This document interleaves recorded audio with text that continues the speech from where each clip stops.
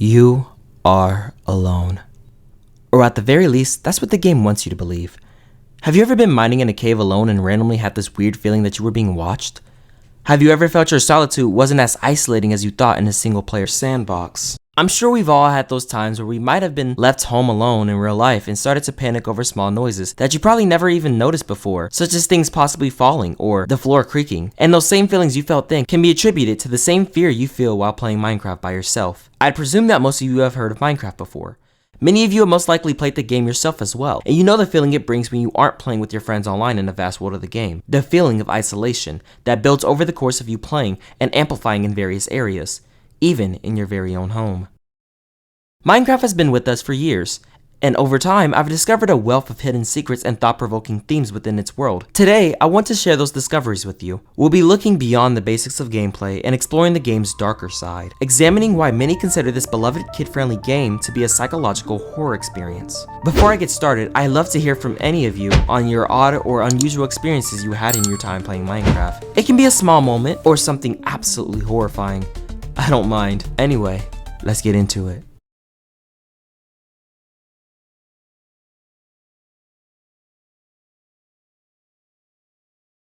Loading up Minecraft gives you a quick feel of comfort, with an overview of the beautiful area you'll soon find yourself exploring or building upon. The music is soft and somber, relaxing you and giving you a feel of nostalgia, as if you've been here before to some degree. I still remember back when I first loaded up the game myself and always enjoyed listening to the peaceful music the game provided, thanks to C418, and his creative brilliance when it came to many of the songs we hear while playing. The game offers 3 general choices for how you would begin your journey into a world generated just for you: peaceful, survival, and creative.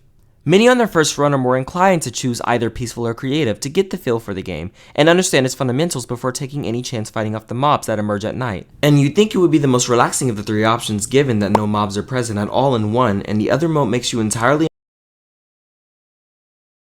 In fact, many argue that peaceful, the mode that allows no hostile creatures to spawn whatsoever, is actually the scariest mode. The reason it finds itself on the horror side is simply due to the absence of what should be in these areas. It's like if you ever visited an abandoned place of some sort, or stayed after school long after all the students and faculty had left for home. It's eerie, and makes you start to feel uncomfortable in various ways. The caves feel empty and hollow. The night feels like an abyss that haunts you with every corner, yet there's nothing ever there. There's never anything there. You keep yourself on edge, looking behind you repeatedly, or second guessing what you saw after turning your mouse too fast. You as the player know that there isn't anything there, but you're left with this off-putting feeling that maybe there is. This simple state of mind that the game leaves you in will leave some players in a state of anxiousness, causing them to watch their backs more, recheck their chests, stick close to villages for comfort, whatever it takes to give them peace of mind in a mode where the goal is just as it's titled: peaceful. Didn't I close my door? I always close my door when I leave to go mine or do anything. Wait, I know I put my iron in this chest, but now it's not there. I saw an animal acting strange. It looked like it was watching me or something. It wasn't normal. Thoughts like these would pierce into players' minds as they play more, to the point where some would even log off to clear their heads. If so many players felt this anxious about playing what is supposed to be a calm and relaxing game in its safest mode, there had to be more to the story. This was just a recipe for those playing back around 2010 to begin using to create the first urban legend the game would soon have on its hands. Originating on 4chan's X Paranormal board, an unknown anonymous user would drop a single image and their own personal experience running into what they recognized as a player with no eyes, wearing the classic Steve skin and having pure white soulless eyes that would watch in silence. This entity would stay just out of vision and lurk in the shadows, near trees and other obstacles to stalk the player. Its motivations unknown, as it built strange mini-structures that had no real meaning behind them. Pair that with the fact that this unknown entity wasn't registered as a mob that should be spawning, and might possibly just exist as maybe a bug, or some hacker messing around in your world without your knowledge. It left many curious as to finding if this mysterious entity actually existed, which in turn would spawn more images and even videos of encounters with this mystery figure that would soon don the name Herobrine. As the years went by, and many who played endlessly for hours saw no proof or evidence come up with their search of this entity, it became rather clear that this urban legend was just that, and the widespread panic within middle schoolers would calm down after Mojang would jokingly put out a patch that would end with "removes Herobrine." However, some would use this as proof of his former existence in the game, while others still believe he lurks in the game to this very day.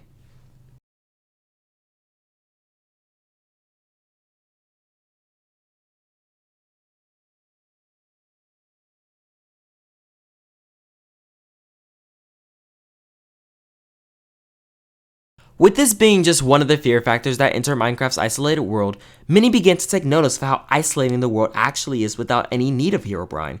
If you think about it, you begin to notice that there are no other Steves or Alexes running around as NPCs. In fact, there are no characters that resemble normal humans besides the undead zombies. With all the abandoned structures that lay waste around the world, you are left to question who built them, and even more importantly, where are they now?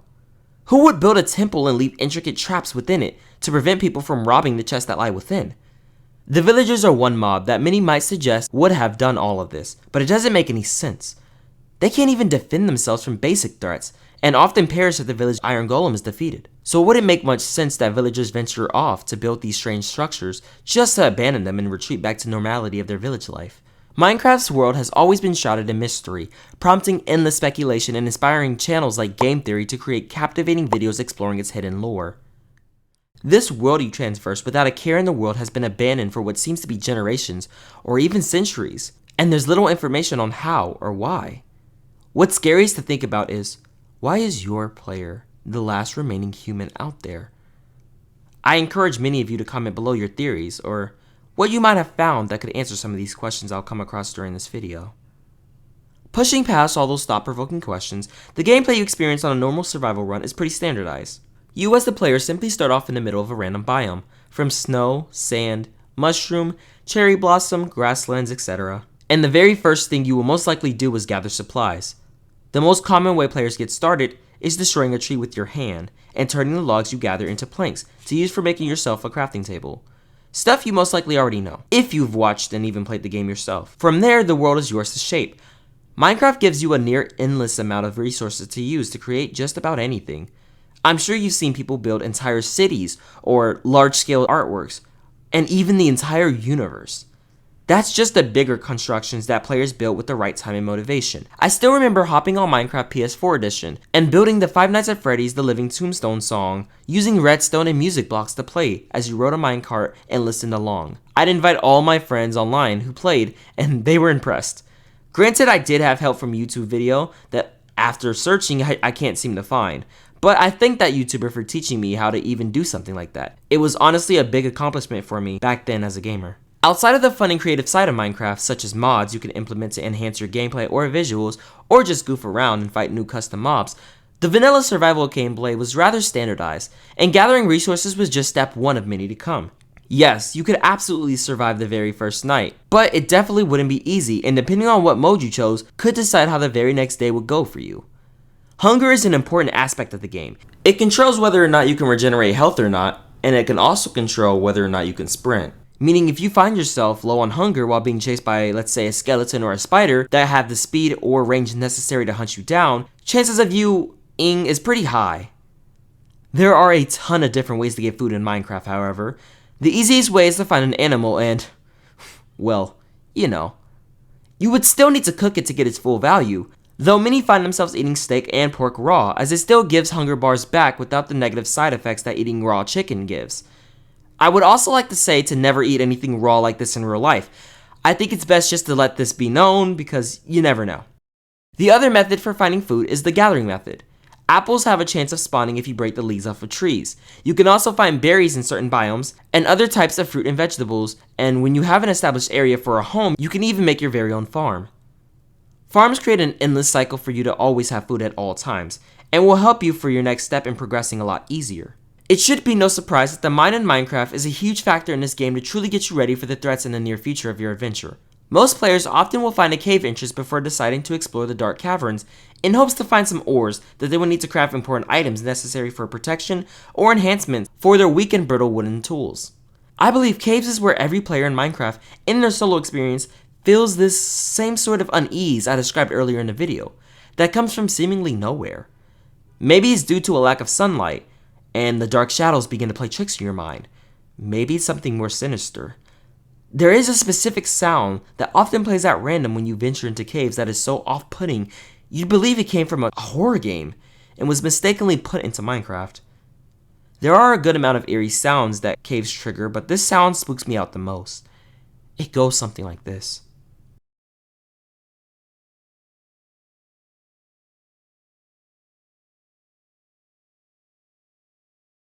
As you've heard, This sound is eerie and erupts a fear into you that you obviously weren't expecting, and which should have been an in and out process.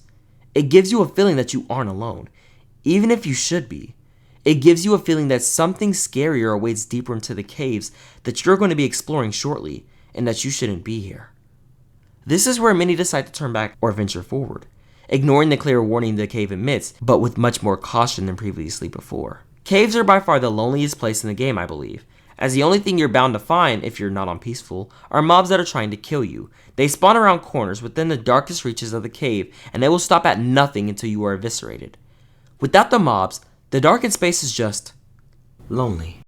Those of you who have mined for quite some time will eventually find an abandoned mineshaft, clearly built by the likes of you, but also clearly wasn't by you. No way villagers traveled down here and built entire mineshafts with monsters lurking down below. They'd be goners the moment a zombie appeared. Who built this? How long has it been since they were last here? What became of them now? The mineshafts were always a personal fear of mine, as the tight spaces you traveled through to find barely filled chests of various items were so ominous. It felt as if the life that once flourished in this amazing cave endeavor was snuffed out, with no one to tell its tale, and you're just stumbling upon it with no information on how it even happened. Having gathered whatever ores they could find, players eagerly resurface, welcoming the radiant sunlight after enduring hours of oppressive gray and profound isolation in the caves, far removed from the comfort of animals and villagers. At this point, many players start constructing themselves a decent house. The sun begins to set fast and will soon plunge the topside landscape into darkness. There is no right or wrong answer for what you do next. But once the sun is set, or the cave becomes too dark for natural light to find its way through, the lonely, isolated feeling of Minecraft is soon met with many. Zombies, the most common hostile mob, are a grotesque mockery of Steve. Their once human forms now decaying with dark green flesh and empty blackened sockets. They relentlessly pursue both players and villagers, transforming the latter into their very own kind. Slow and easily dispatched, they pose little threat, until you encounter the chilling addition of baby zombies. These swift, tiny horrors, also clad in Steve's familiar attire, are a stark reminder of the lives lost to the infliction, now condemned to wander aimlessly through the night. Skeletons, armed with bows, are common hostile mobs that fire arrows from a distance. Their rattling bones signal their presence, but they pose little threat with a shield or proper cover. Their humanoid appearance suggests that they were once human at a time, but long have decomposed past what possibly was a person. From a coding mishap to a symbol of terror, the creeper is a Minecraft anomaly. This armless green stalker with its unsettling four-legged shuffle is a constant reminder that even bugs can be deadly. Its silent approach culminates in a devastating hiss and explosion, a rude awakening for any player who dares to relax. Who knew a coding error could be so explosive? Spiders, a creature that sends shivers down the spines of many, and for good reason. These monstrous human-sized arachnids infest every corner of your world. They are not your average spider, though. They attack with a ferocity that knows no reason, scaling walls and even joining forces with skeletons to ensure your swift demise. During the day, they are docile, but when night falls, their true nature awakes. The Enderman, a creature of pure dread, instills a unique terror that's haunted me from even the first time I played Minecraft's demo in its earliest days. These towering black figures move silently, teleporting through the landscape, but a single glance into their eyes trigger a horrifying transformation. A deep guttural moan, a sound twisted beyond recognition, erupts as their jaws distend and their bodies tremble. They become relentless, teleporting attackers that deal massive damage if you aren't properly equipped. While water and tight spaces offer a brief reprieve, the enigma of their origins and the chilling consequence of eye contact leaves questions as to what this creature is and why it exists in this plane. While there are countless more mobs to explore, I want to pause and express my sincere appreciation of Mojang and Notch. They've crafted a truly remarkable bestiary, filled with engaging yet deceptively simple enemy types that not only work seamlessly together but also offer a rich diversity of challenges. The mobs in Minecraft are an amazing example of how to make balanced enemy types that aren't too difficult, but aren't easy either. I'm sure many of you know exactly how creepers work, and still find yourself getting blown up in rather silly ways by lowering your guard for a few seconds too long. Though the game has introduced many new mobs that are a bit more advanced, the game still has an element of simplicity that many players enjoy, as it gives a decent challenge in any mode you play, and still feels rewarding defeating the future enemies you'll soon be facing after your progress in the plains comes to a halt.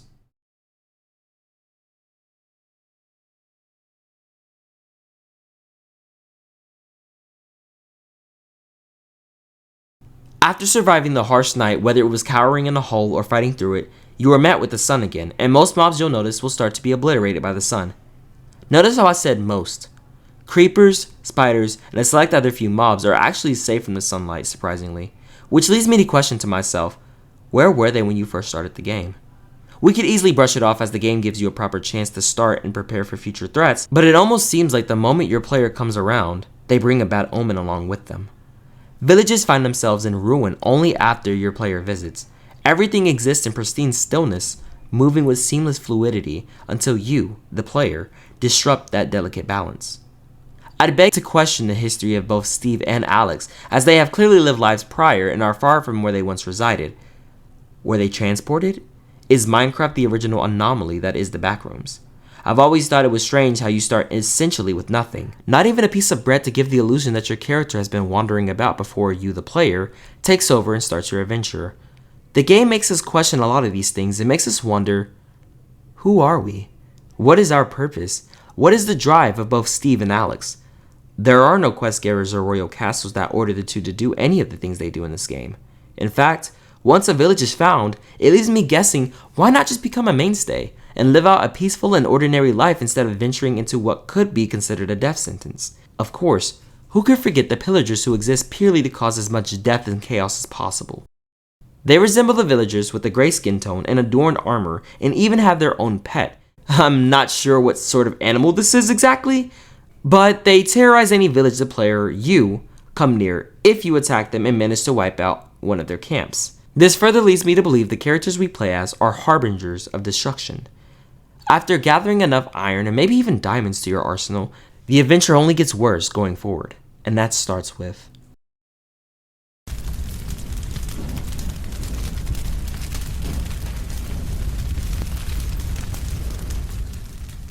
players can by chance find nearly built, or I suppose half-destroyed nether portals that sit vacant in random parts of the world you inhabit. There are no signs of the creator nearby, and seem to have been left for quite some time. The player, if possessing the remaining obsidian, can repair or complete this mysterious portal. This action creates a swirling vortex of purple and lilac, which, when entered, transports them to a landscape many describe as hell. After a short period of loading, you will find yourself in a world covered in red blocks and hot burning lava and fire. Within this world lies many mobs that aren't your typical creatures of the night. These hellish creatures are rather complex, and take full advantage of the fact that you aren't at your strongest in this plane. Blazers are an example of this, firing 3 fireballs directly at you once they spot you. They aren't easy to take down as they can fly, but cornering them in a room or having a handy bow of some sort will easily make them come crashing down. Next up are the zombie pigmen, hybrid monstrosities that take the appearance of a mutilated pig mixed with some humanoid figure. Though the more recent updates have made them look a little more just like pigmen without the zombie aspect, they are the most peaceful in this realm, until you decide to attack one of them. That's when all in a nearby area will charge you until you finish what you started. We then have the Ghast, a floating ghost of some sort that can be attacked by physical means. Players often will hear them coming from afar by their whimpering, or in an unlucky situation, a fireball crashing down upon them. They aren't difficult to defeat, but if you don't have a bow or just simply are skill diff by the fireballs and you're bad timing to reflect them, well, that's rough, buddy. The final and what I believe to be the most powerful natural spawning mob in the Nether is the Wither Skeletons. Unlike their predecessors, Wither Skeletons carry themselves a stone sword and lack range. They are slightly taller and seem to be blackened from most likely the flames of being down in this realm for so long. What makes them powerful is that they deal rather great damage to the player if they close the distance on you, and trust me, they're pretty fast. You don't want them to deal any damage to you. The instant damage is taken, the player's world is plunged into shadow. Their health bar is concealed. In this moment of blind vulnerability, panic takes hold, forcing a desperate choice: retreat or face possible death. In a world like this, dying is something many players try their hardest to avoid, as dying here leaves their items in an already hard area. But not only that, in a world covered in flames, it could lead to many of the items being burnt to a crisp, making the Nether a formidable area to deal with before the very last realm you'll find yourself battling in. You find no slumber in this desolate place. Food is a rare and precious commodity. As the player, your only goal here is to simply get what you need and go. The creepiest part of the Nether, personally for me, has never been the mutilated pigmen hybrids, or the flying jellyfish that permanently have the face of a human that's been crying endlessly, but a simple block The block is simply titled Soul Sand. I'm sure you've heard of it. And an observant player viewing this block can see what can only be described as faces of the damned screaming in agony trapped within it. Could this be where all the once thriving adventurers and humans remain? Besides the main question as to how a portal could take you to what shouldn't be accessible to normal people, it's what lies within this hellish landscape that fears me the most. There are fortresses within the Nether that stand tall and are actually pretty well built, and I'm left to presume that the zombie pigmen are the reason for their existence, but it's truly hard to say, as wither skeletons and blazes inhabit them more commonly in my experiences than the zombie pigmen do themselves. And I can't perceive them as the building type, at least not to this level. Yet another world that leaves you alone and questioning. Who else was here at one point? Where are they now? For me, entering the Nether starts an immediate mental timer, counting down my time in this unsettling realm. The dominance of dark red, barely softened by the newly added trees, makes every moment feel like an inescapable prison.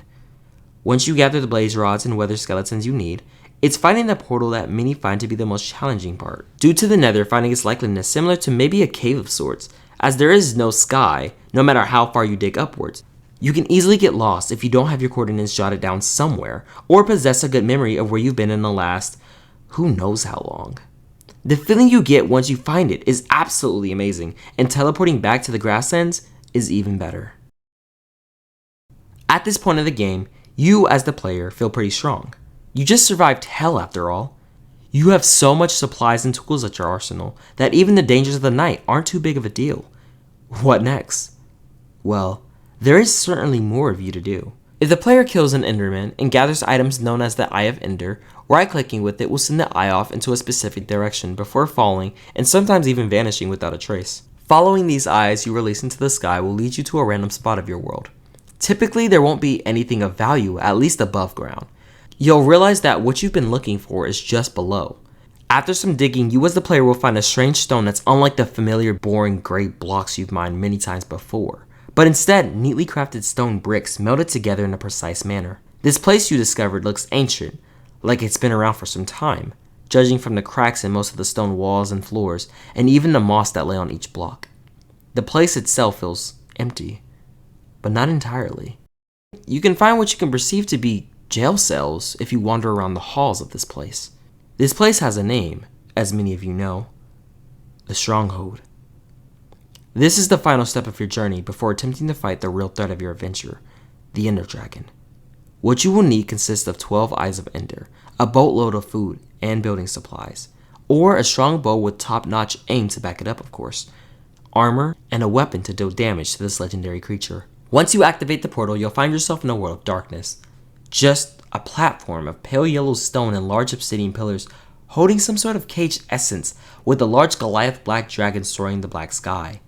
The moment you enter, you notice that there is no way back. There are no structures from those before you.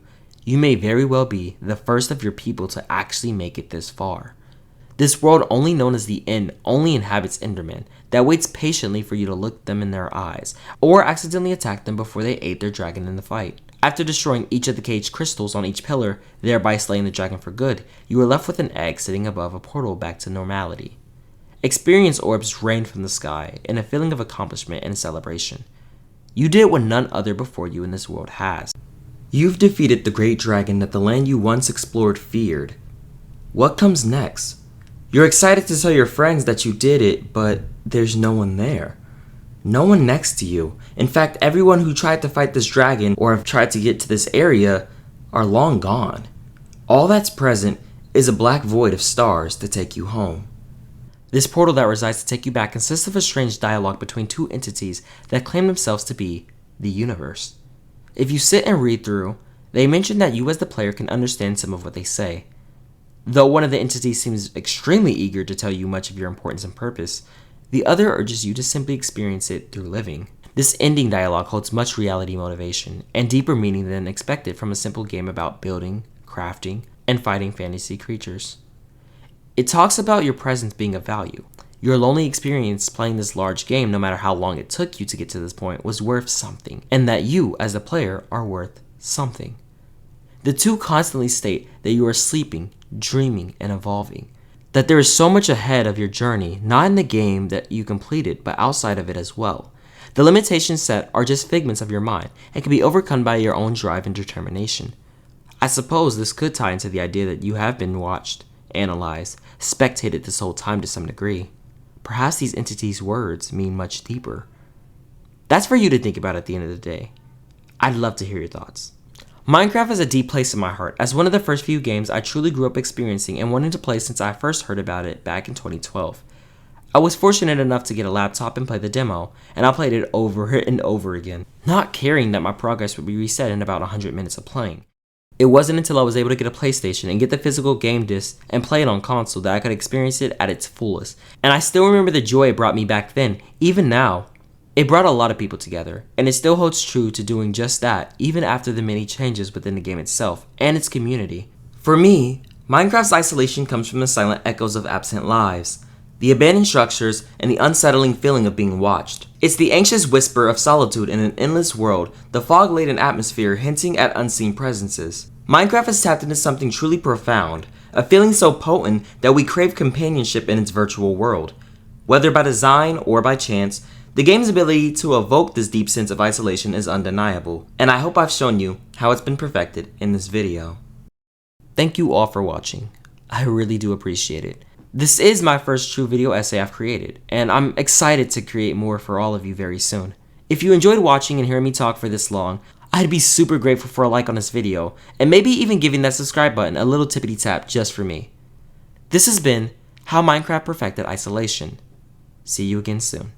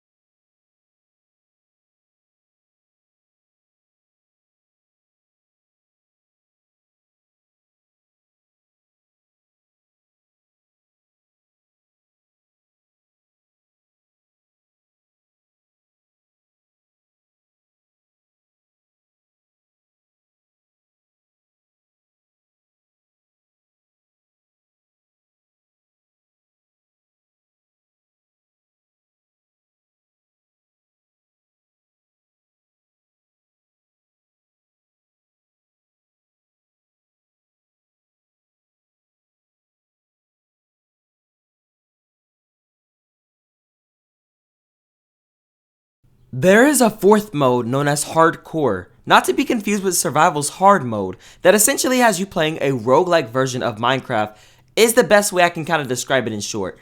You have one life. If you die, your entire world is, well... And all in all, it's not a mode any normal person who isn't familiar with Minecraft should play unless they really want a challenge.